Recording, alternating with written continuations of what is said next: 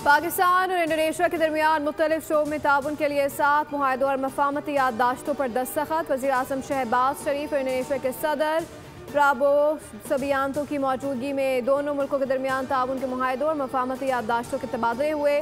वज़ीर आज़म शहबाज शरीफ ने तकरीब से खिताब करते हुए कहा कि सदर इंडोनेशिया से बातचीत इंतहाई मुस्बत और तामीरी रही।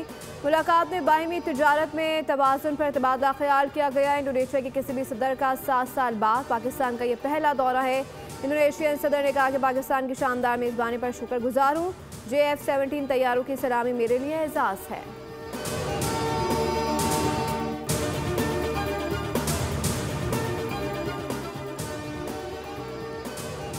दिसंबर 1971 को हंगूर अमले ने जाबाजी और दिलेरी का मुजाहरा किया। हंगूर अमले ने तारीख रकम की जो आज तक दुश्मन के जहन पर नक्श है।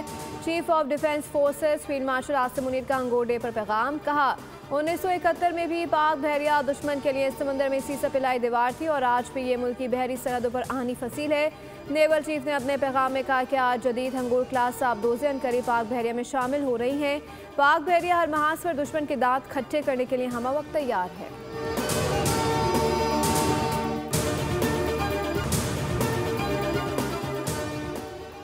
पाकिस्तान जल्द कर्जों से मुकम्मल निजात हासिल करके मुआशी तौर पर खुद कफील होगा। इस्लाहाती एजेंडे के नफाज पाकिस्तान की मुआशी तरक्की की राह हमवार करने में chief of the army staff और chief of defence forces field marshal Asim Munir की मुआवनत का कलीदी किरदार है।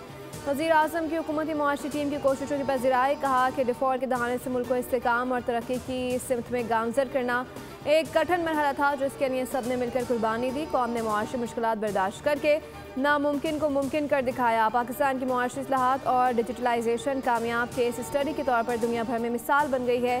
पाकिस्तान की मुआशी तरक्की का ख्वाब जल्द शर्मिंदा ताबीर होगा। बतौर खादिम पाकिस्तान पाकिस्तानी अवाम की खुशहाली और मुल्क की बैरूनी कर्जों से मुकम्मल निजात तक मेहनत जारी रखूँगा।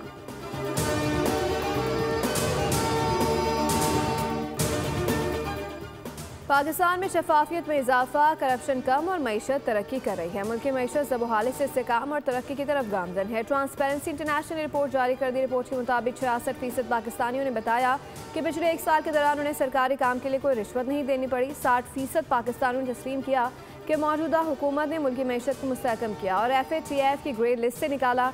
57% ने कहा कि उनकी कुव्वत खरीद में कमी हुई है जबकि 43% ने कहा कि उनकी कुव्वत खरीद बढ़ गई है।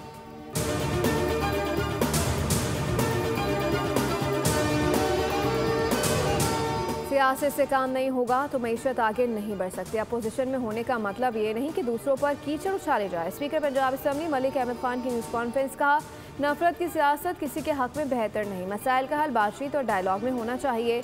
बानी ने सियासत से बातचीत को निकाल दिया है।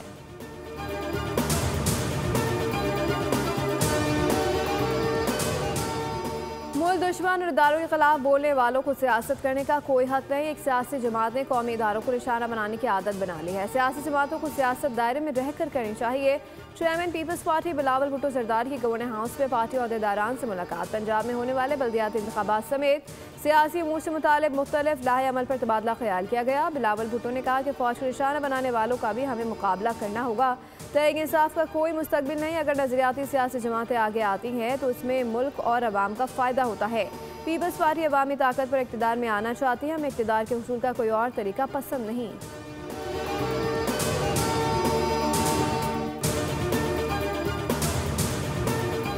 और नायब वज़ीर आज़म इसहाक़ डार की ईरानी वज़ीर ख़ारजा अब्बास सिरागची से टेलीफोनिक गुफ्तगू। पाक ईरान वज़ीर ख़ारजा का 2 तरफ़ा और इलाक़ाई उमूर पर तबादला ख्याल। नायब वज़ीर आज़म इसहाक़ डार ने पाकिस्तान और ईरान के दरमियान आला सतह पर बाहिमी उमूर से मुतालिक रवाबित को सराहा।